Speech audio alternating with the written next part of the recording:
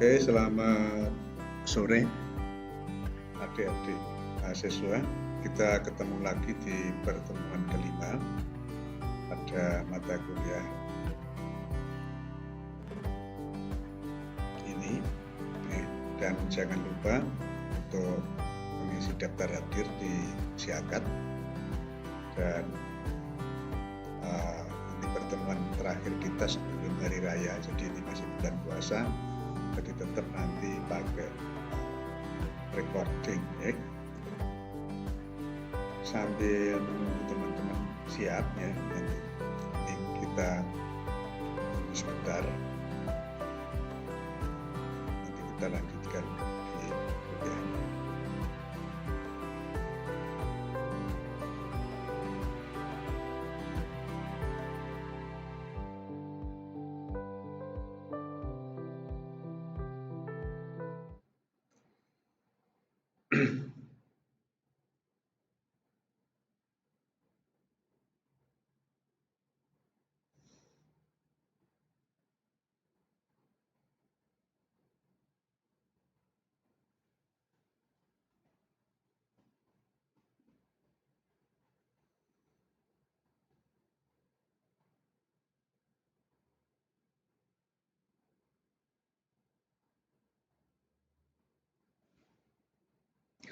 Oke, kita mulai saja nih.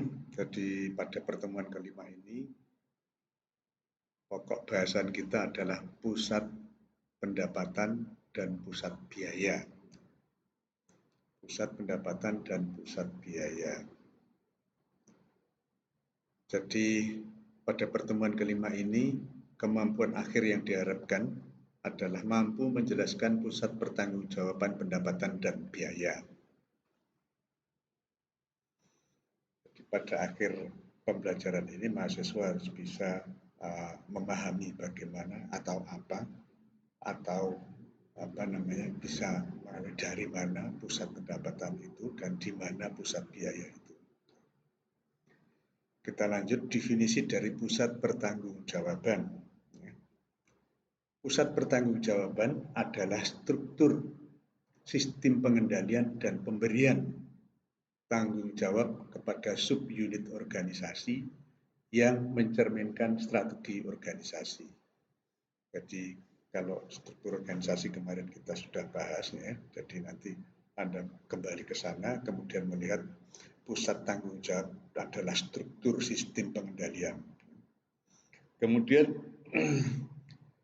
yang lain adalah pusat tanggung jawab merupakan organisasi yang dipimpin oleh seorang manajer yang bertanggung jawab terhadap aktivitas yang dilakukan.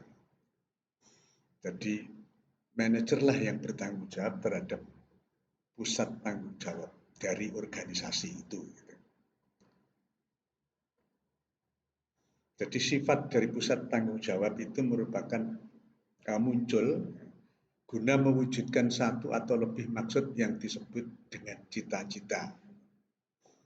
Jadi satu organisasi punya cita-cita untuk membuat suatu produk, itu harus punya input, punya biaya, kemudian itu dikerjakan, itu juga butuh modal, kemudian setelah itu baru menjadi barang atau jasa yang diinginkan, yang menjadi cita-cita itu. Nah, pusat pertanggungjawabannya di mana? Pusat pertanggungjawaban adalah proses mulai dari awal sampai akhir menjadi barang dan jasa yang dipimpin oleh seorang manajer yang bertanggung jawab terhadap aktivitas yang dilakukan itu tadi.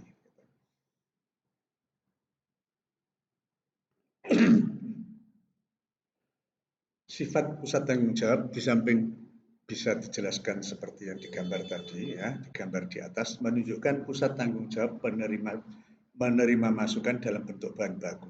Ya. Jadi mulai dari bahan baku, tenaga dan jasa. Dengan menggunakan modal kerja kapital atau seperti persediaan, peralatan dan aktiva lainnya, pusat pertanggungjawaban melaksanakan fungsi-fungsi tertentu dengan tujuan akhir mengubah input menjadi output, baik yang berupa barang maupun jasa. Tadi sudah kami jelaskan di depan.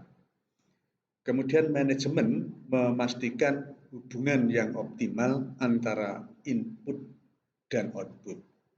Sehubungan tersebut bersifat timbal balik dan langsung. Misalnya di departemen produksi, input bahan baku menjadi bagian fisik dari barang jadi. Ini apa namanya, di dalam proses produksi, input itu masuk menjadi bagian fisik dari barang jadi itu. Maka pengendalian fokus pada penggunaan input minimum yang dibutuhkan untuk memproduksi output yang diperlukan menurut spesifikasi dan standar mutu yang benar, tepat waktu, dan sesuai dengan jumlah yang diminta. Kita lanjut, mengukur input dan output.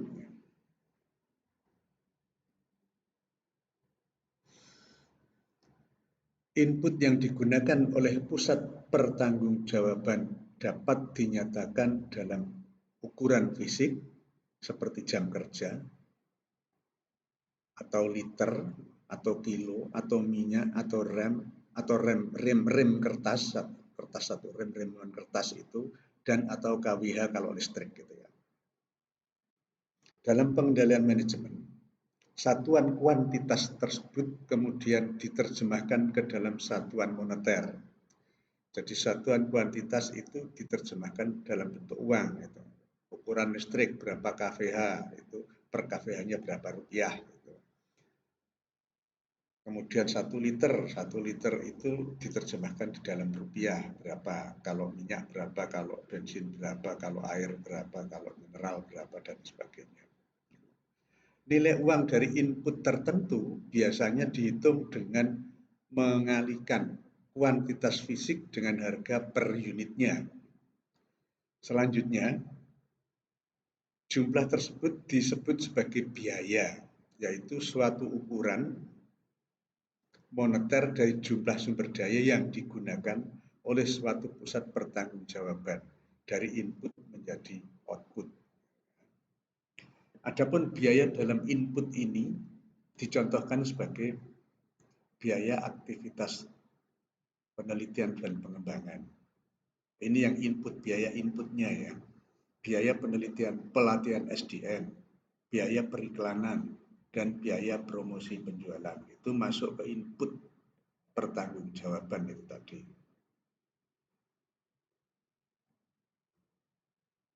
Kemudian untuk mengukur input dan output itu di samping yang seperti yang di depan tadi nih, ada biaya menurut input, kemudian efisiensi diukur berdasarkan efisiensi dan efektivitas. Efisiensi adalah rasio output terhadap input atau jumlah output per input, nilai per unit input.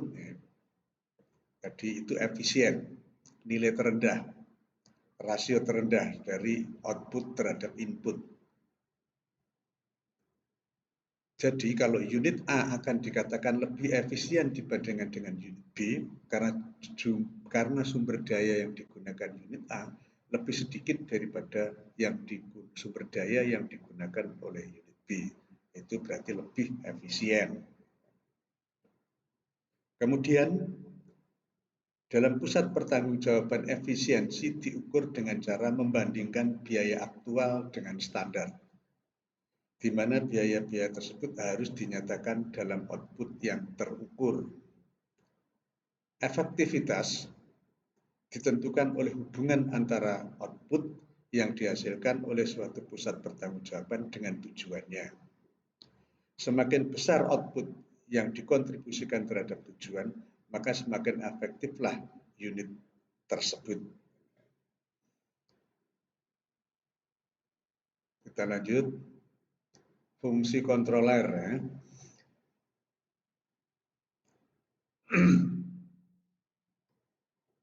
Satu, fungsi kontroler ini untuk mengontrol ya, mulai dari awal sampai dengan akhir dari pusat pertanggungjawaban itu adalah adanya fungsi kontroler.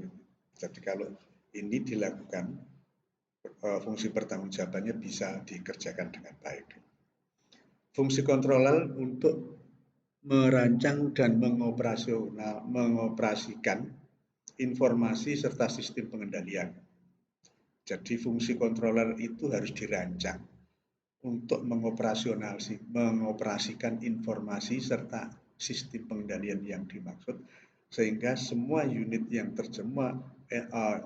semua individu atau semua elemen yang ada di dalam proses input ke output itu memahami tentang adanya sistem pengendalian itu. Yang kedua, menyiapkan pernyataan keuangan dan laporan keuangan, termasuk pengembalian pajak kepada para pemegang saham dan pihak eksternal lainnya. Jadi fungsi controller ini tidak hanya sekedar aktivitas yang dilihat, tetapi juga besaran biaya atau pernyataan keuangan atau laporan keuangan termasuk pengembalian pajak yang nantinya dipertanggungjawabkan kepada pihak pemegang saham dan pihak-pihak eksternal lainnya. Selanjutnya, fungsi controller ini adalah untuk menyiapkan dan menganalisis laporan kinerja, menginterpretasikan laporan ini untuk para manajer, menganalisis program dan proposal anggaran dari berbagai segmen perusahaan, serta mengkonsolidasikan ke dalam anggaran tahunan secara keseluruhan. Ini sebetulnya yang mengakumulasikan atau mengakomodir seluruh kegiatan di suatu organisasi atau perusahaan. Kalau ini berjalan dengan baik, perusahaan itu akan menghasilkan efektif dan efisien, kemudian bisa mencapai tujuannya.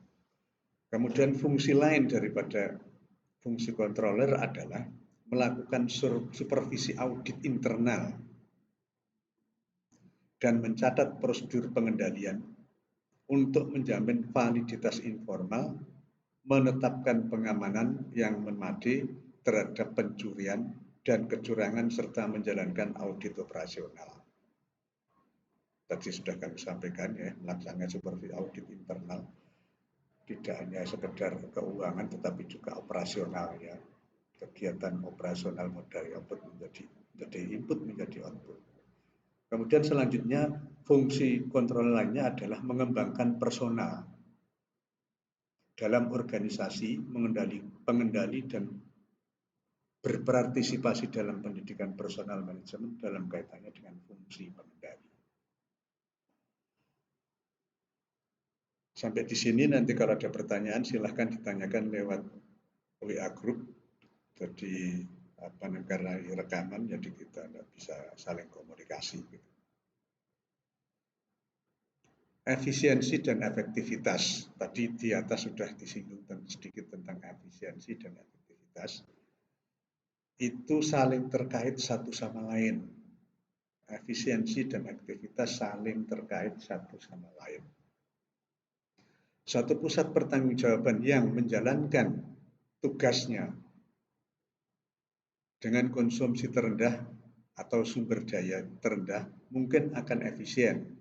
Tetapi jika output yang dihasilkan gagal dalam memberikan kontribusi yang memadai pada pencapaian cita-cita perusahaan, maka pusat pertanggungjawaban tersebut tidaklah efektif. Jadi meskipun efisien belum tentu efektif. Atau sebaliknya, sesuatu yang efektif belum tentu efisien. Maka suatu pusat pertanggungjawaban akan bersifat efisien jika melakukan sesuatu dengan tepat dan akan bersifat efektif jika melakukan sesuatu dengan tepat juga. Saya kira tidak sulit untuk ini. Kemudian kita lanjutkan ke peranan laba. Tujuan utama perusahaan yang berorientasi laba adalah memperoleh laba yang memuaskan. Ingat, memperoleh laba yang memuaskan, bukan memperoleh laba yang maksimal. Itu karena terkait dengan efektif dan efisien itu tadi. Jadi nanti laba yang memuaskan adalah laba yang optimal. Oleh karena itu laba merupakan tolak ukur untuk pentingnya efektif dan efisien dan efektivitasnya. Laba mengukur baik efisien maupun efektif. Efektivitas tadi sudah kami sampaikan. Dengan laba itu akan terlihat apakah satu proses produksi atau satu organisasi itu efisien dan efektif. Itu dari laba. Jenis-jenis pertanggungjawaban. Ada 4 pusat tanggung jawab yang digolongkan menurut sifat input dan output moneter yang diukur untuk tujuan pengendalian, yaitu yang pertama adalah pusat pendapatan, yang kedua adalah pusat beban, yang ketiga pusat biaya teknik, dan yang keempat adalah biaya kebijakan. Kita lihat satu-satu. Ya, pusat pendapatan. Pada pusat pendapatan, suatu output atau biaya pendapat, yaitu pendapatan, diukur dengan moneter, akan tetapi tidak ada upaya formal yang dilakukan untuk mengkaitkan input, yaitu beban atau biaya, dengan output. Kemudian pada umumnya pusat pendapatan merupakan unit. Jadi pusat pendapatan ini adalah merupakan mencatat, ya, pusat pendapatan, yaitu pendapatan diukur pendapatan moneter dan tidak ada upaya formal untuk dilakukan. Jadi mereka hanya sekedar memperoleh pendapatan dan tidak dikaitkan dengan input, yaitu beban dan biaya. Itu tidak, dia hanya menerima pendapatan. Kemudian pada umumnya pusat pendapatan merupakan unit pemasaran atau penjualan yang tidak memiliki wewenang untuk menetapkan harga jual dan tidak bertanggung jawab atas harga pokok penjualan dari barang-barang yang mereka pasarkan.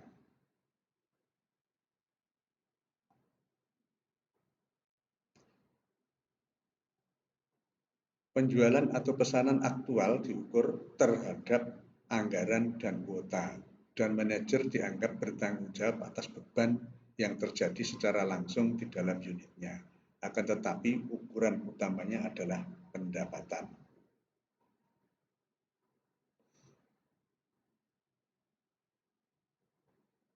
Kita lanjut nih. Kemudian pusat beban.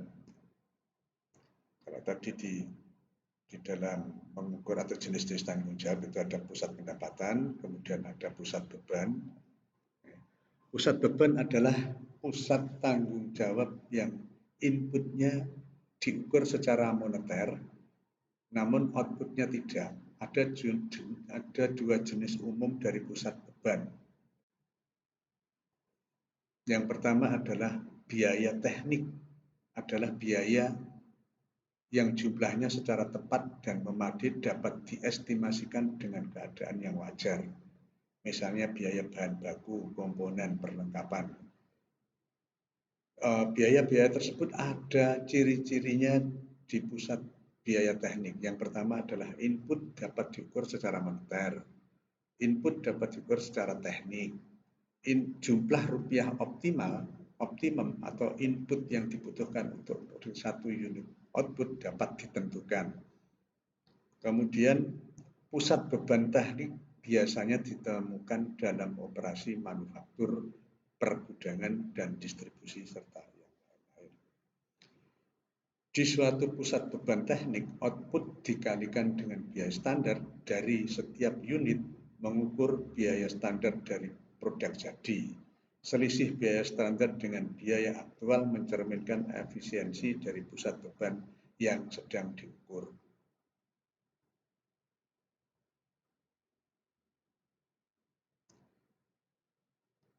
Tugas pusat biaya teknik. Yang pertama adalah bertanggung jawab atas mutu produk, volume produksi, dan efisiensi. Yang kedua, menetapkan standar kualitas. Kemudian yang ketiga, bertanggung jawab atas aktivitas yang berhubungan dengan produksi, seperti pelatihan, pengembangan pegawai, dan lain sebagainya.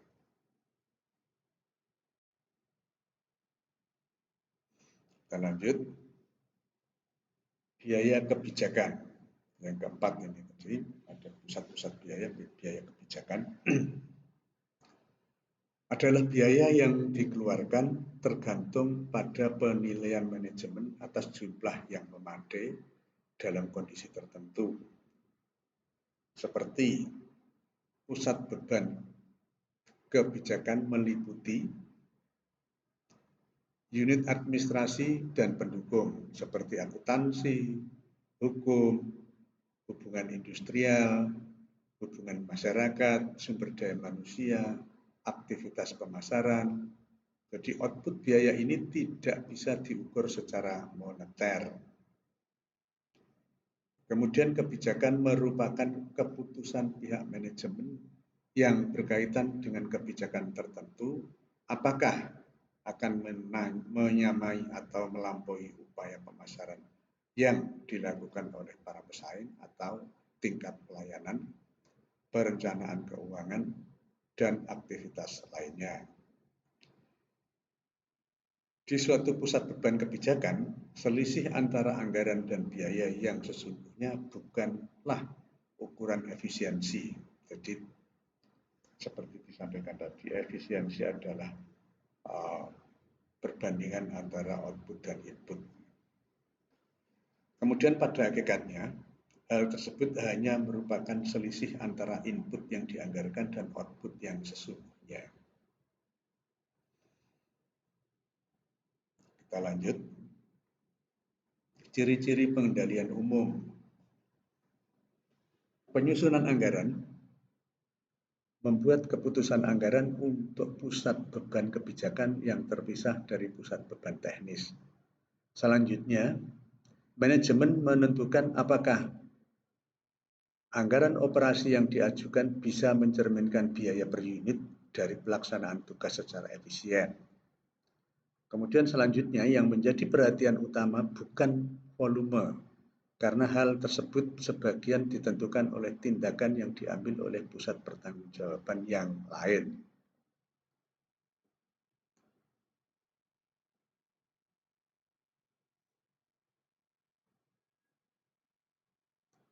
Jenis-jenis anggaran.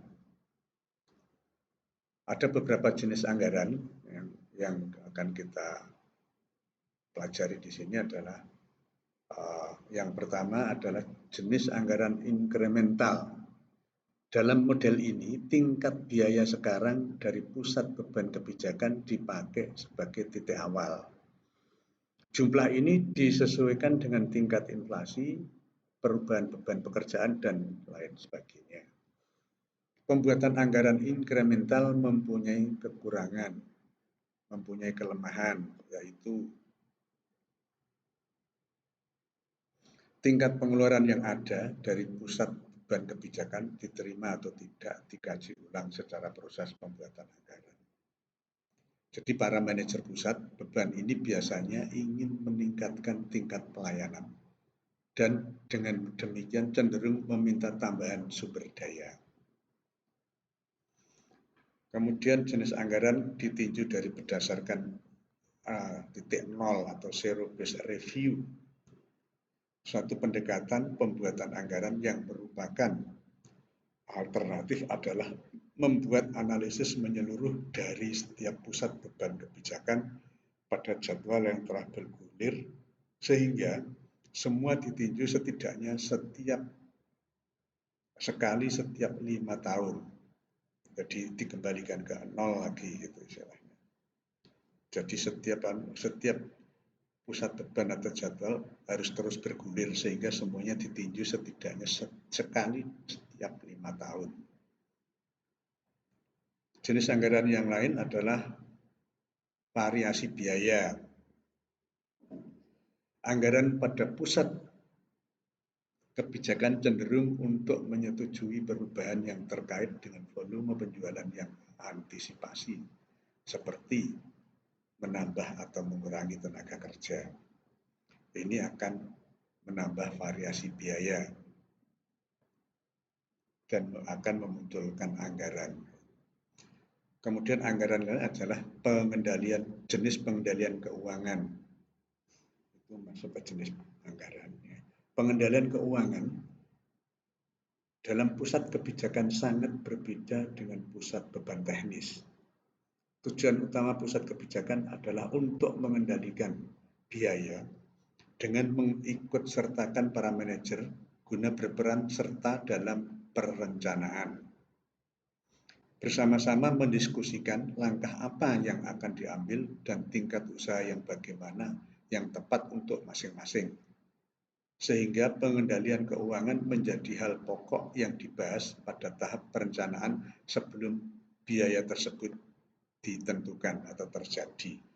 Jadi beberapa manajer dari semua manajer itu harus berkumpul bersama di dalam melakukan perencanaan bersama-sama untuk menentukan langkah yang akan diambil pada tingkat usaha bagaimana yang tepat dan masing-masing untuk masing-masing sehingga pengendalian keuangan menjadi hal pokok yang dibahas pada tahap perencanaan. Kemudian pengukuran kinerja.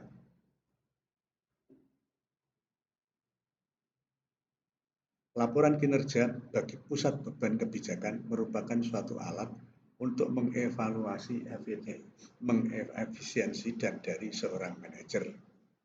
Jadi pengukuran kinerja adalah laporan kinerja bagi pusat beban kebijakan yang merupakan suatu alat untuk mengevaluasi efisiensi dari seorang manajer. Itu juga bisa dilihat dari jenis anggaran yang ada.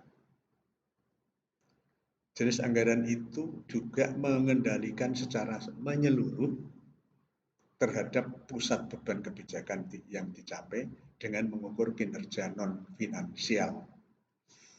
Misalnya indikasi atas kualitas pelayanan terbaik untuk beberapa pusat kebijakan mungkin berupa opini atau dari para pengguna atau konsumennya.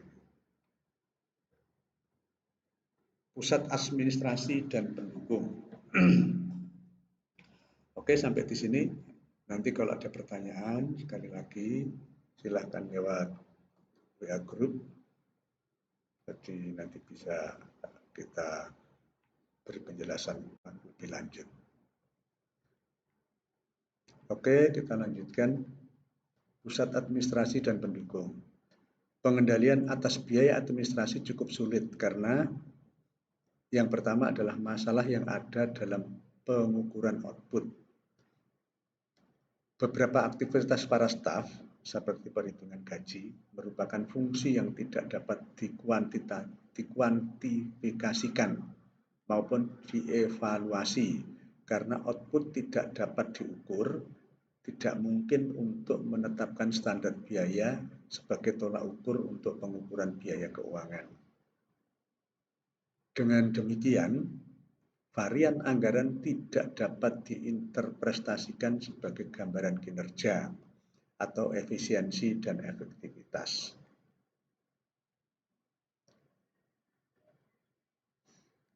Itu ya, itu untuk perhitungan gaji yang merupakan fungsi yang tidak dapat dikuantifikasikan dan maupun dievaluasi untuk evaluasi efisiensi dan efektivitas. Kemudian yang kedua, kenapa pengukuran menjadi dalam masalah administrasi biaya pengendalian atas biaya administrasi ini cukup sulit. Yang kedua adalah banyaknya ketidaksesuaian antara cita-cita staf dan perusahaan secara keseluruhan. Ini sering terjadi.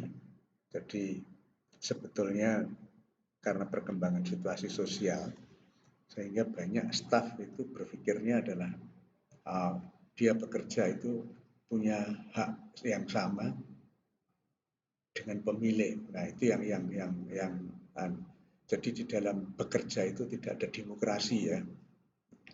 Tetapi karena ada beberapa staf yang biasanya berpikirnya demokrasi.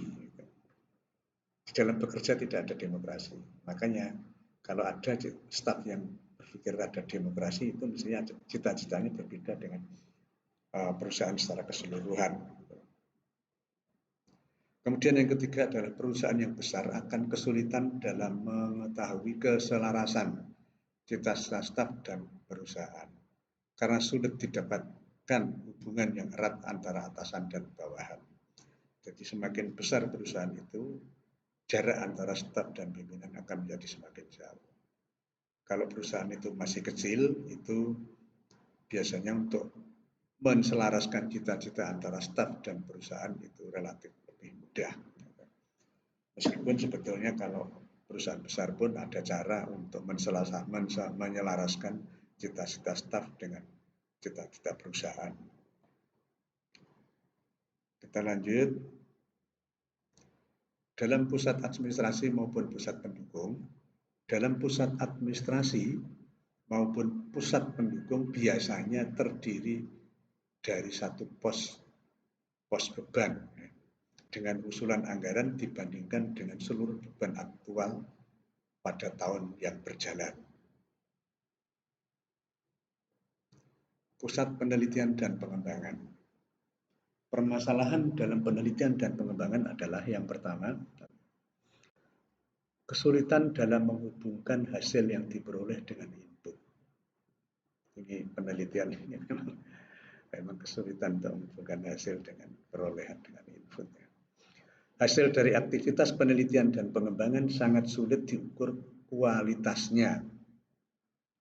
Beberapa dengan aktivitas administrasi, aktivitas bank biasanya mempunyai hasil setengah terwujud dalam bentuk hak paten, produk baru ataupun proses baru, tetapi kaitan input dengan output sangat sulit diukur per tahun karena input yang dicantumkan dalam anggaran tahunan bisa jadi tidak memiliki kaitan apapun dengan output. Yang kedua, tidak adanya keselarasan cita-cita.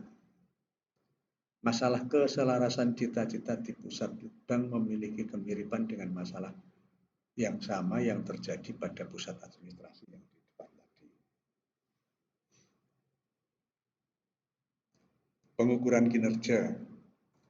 Pengukuran kinerja pada bagian ini adalah yang pertama, jenis laporan yang dibandingkan prediksi terakhir mengenai total biaya dengan jumlah yang disetujui untuk masing-masing proyek.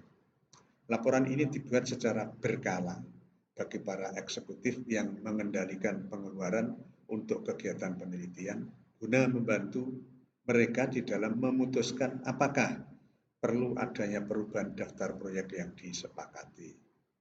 Selanjutnya, perbandingan antara pengeluaran yang dianggarkan dengan pengeluaran aktual di masing-masing pertanggungjawaban.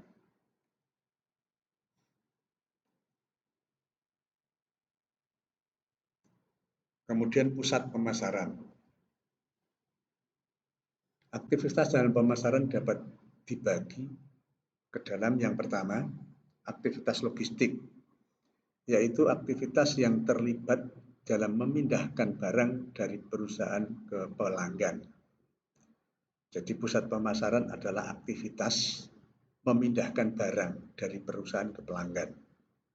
Teknik pengendalian yang diterapkan terhadap aktivitas logistik secara umum adalah bagaimana transportasi ke pusat distribusi, pergudangan, pengiriman, dan aktivitas yang terkait dengan penagihan secara cepat.